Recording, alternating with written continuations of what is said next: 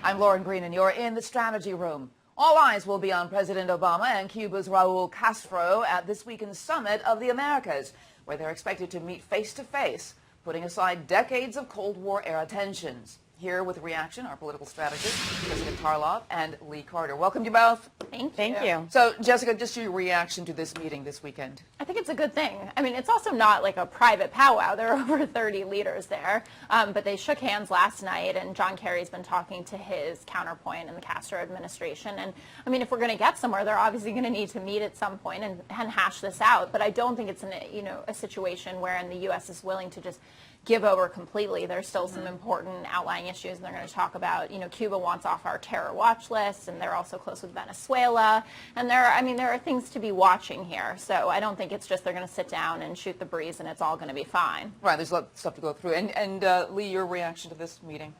My reaction is, look, Americans are ready for us to restore relations with Cuba. It's a symbolic gesture. It has to happen. Every time we've ever bridged the gap, this would happen. The president needs to sit down and do this. The question I think Americans have right now is not just, is this the right thing to do, but is this the right place for him to be putting his attention right now? There's other symbolic things that we had hoped that he was going to be doing over the last several months that he just hasn't done. So why is he making this a priority and maybe not going to France earlier this year? So I think there's some questions about that, but I think there's no question that people are supporting him and in this action. So how much of a risk is it for Obama to be reaching out to Cuba at this point? I mean, politically, how much of a risk is it? I don't think it's a risk. Not a risk at all? No, I don't. It's almost 60% of the American public that wants this, and 97% of Cuba, which in that population matters a lot to a lot of people who are living within our country.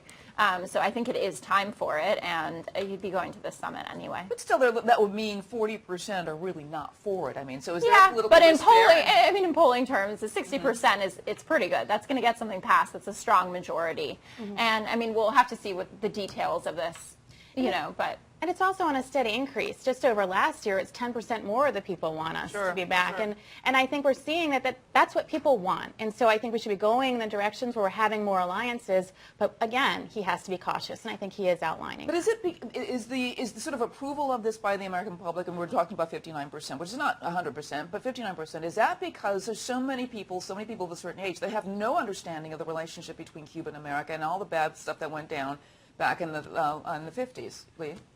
I think that's a big part of it. I mean, I think certainly those days are forgotten. I think people don't remember what it is. There's a lot of people who think this is going to be great. There's going to be some great artwork coming in, and there's going to be some great cigars that we can all have now. Cigars, it's a great vacation that we can now take. I always wanted to go. Yeah. But yeah, I mean, I think that people aren't going to have totally forgotten. I think that, we learn about it in school. Parents tell children about these things. But President Obama was right when he said, times have changed. It's a different era.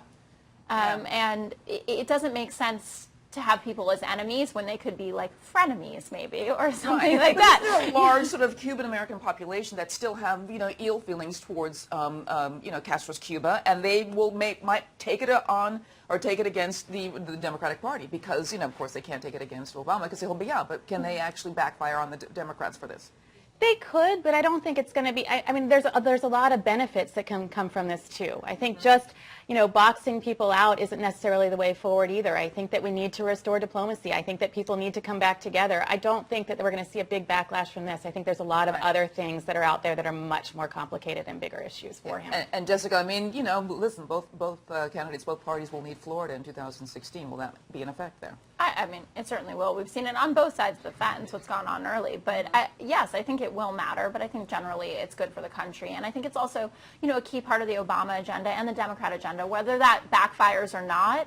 I mean, diplomacy and showing that diplomacy can work, especially at a time where we're having such difficulty getting it to work in the Middle East. It would be nice for Obama to get a win in that column. Okay, all right. Thank you so much, Jessica and Lee.